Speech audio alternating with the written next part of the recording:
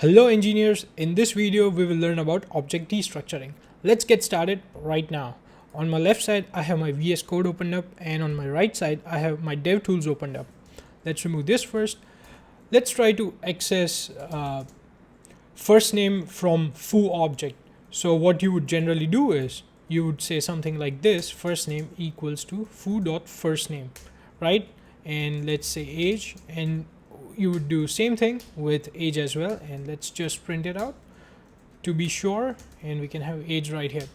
Now this, if you see here, the problem is we are repeating ourselves, right? So let's try to do this with object destructuring, and if so we'll do first name, age, and foo. So this is the syntax for object destructuring, right? You specify the property name you wish to use as variable and put the object on the right side. So now, what if you wish to access first name as fn instead of first name, right? If you do fn right now, it won't work, right? Because there is no property as fn in our foo object. But I mean, I can go ahead and change it right now. But what if you are getting object from the internet, right? It's a JSON response. Then it's not possible for you to change the field name, right? Property name. What you can do here instead is you can do this first name, so which is property name inside the object, and give an alias, right? And this time it works fine.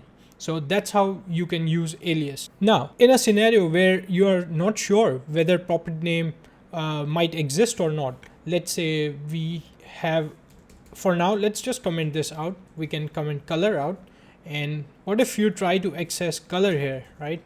So color, and let's just print color out, and it gives us undefined. But what if you wish to have a default value, right? What you can do is you can have equal, and you can say here, we can say black is default value.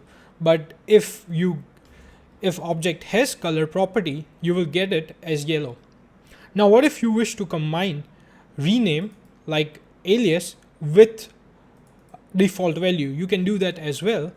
Here in this scenario you would do something like this, CLR, and with default value, and we will do CLR right here, and you see yellow here. If I comment this out, we still get black. So that's how you use three things, right? Until now we learned how to use destructuring syntax for objects. We learned how to give alias, right? A different name to property names so that it's easier for you to use them. And next is default values. Now let's see how you can access nested objects, right? So what if you wish to access music inside foo? Right now if you do this, so if you do, let's say fave, and you do foo, and if you just print it out, you will get the whole object. But let's say you are just interested in accessing music.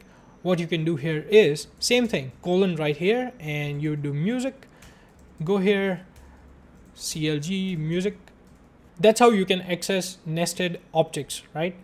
Now if you wish to give alias to music variable, you can do it easily by doing just this, and we'll just change it right here and save, and it works completely fine. Now what if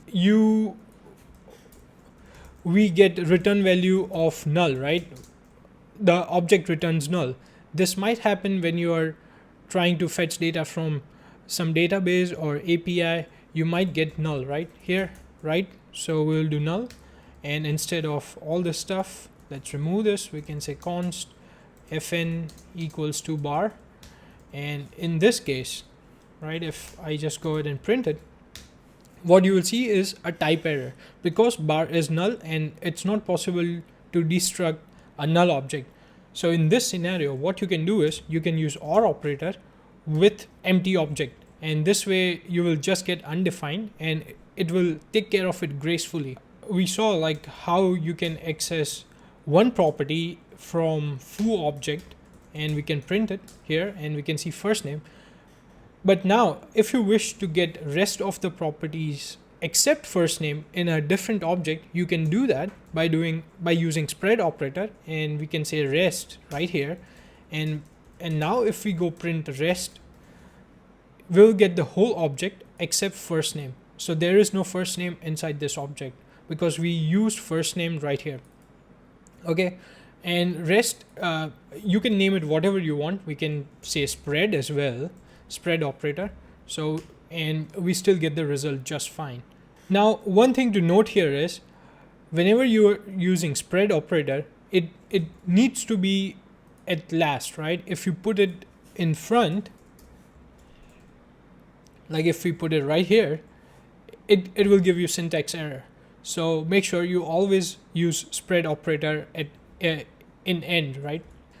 Now let's see how to use destructuring with objects which are returned from function. We'll do const foo2 equals to this, and right here, just now this is a function. This is an arrow function which was introduced in ES6. If you are not familiar with this arrow functions, I do have a separate video on them. Do check it out. So instead of creating new object, what we can do is we can just return this foo attribute. I'll just copy, and so now if you wish to paste it, we can just paste it inside parentheses. So basically right now, if we log it out, foo2 and print, we get an object, right? Now let's see how we can use destructuring right here. So we can do same thing. We can do I equals to foo2, and don't forget to call the object. And now if we do I, and we get just I. Now we can use all the features of destructuring here. We can give it a new name. Let's say EY, and if we change it to EY here, it comes to black. You can also give default value here of, let's say, blue, and save it. And if I comment this out, we will get blue. Now let's see how we can use destructuring inside function parameters while passing objects as an argument. So we will create a new function and just say print user, and here we will get the user, and we will just print some stuff out. Here we can do user.firstname, and let's do user.age and clg user.lastname. Okay, and let's go here and call the function. So this is what we generally do by while we use objects inside functions, right? Now there is a better way of doing this using destructuring. You can use destructuring right inside function parameter, and now instead of user, what we would do is we would just use first name, age, last name, and remove all this stuff and save.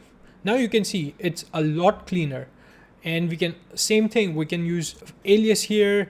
So just do fn, and it still works fine. It's also possible to give default value in parameters. What we can do here, we can say dog here, and if we save it, right now we get foo because we do have a first name. But if I comment this out, we will get dog. This is a pretty cool feature to have, right? I have a similar video on array destructuring. Feel free to check it out. If you like my video, then hit that like button and subscribe for future videos just like this. Thank you. Until next time.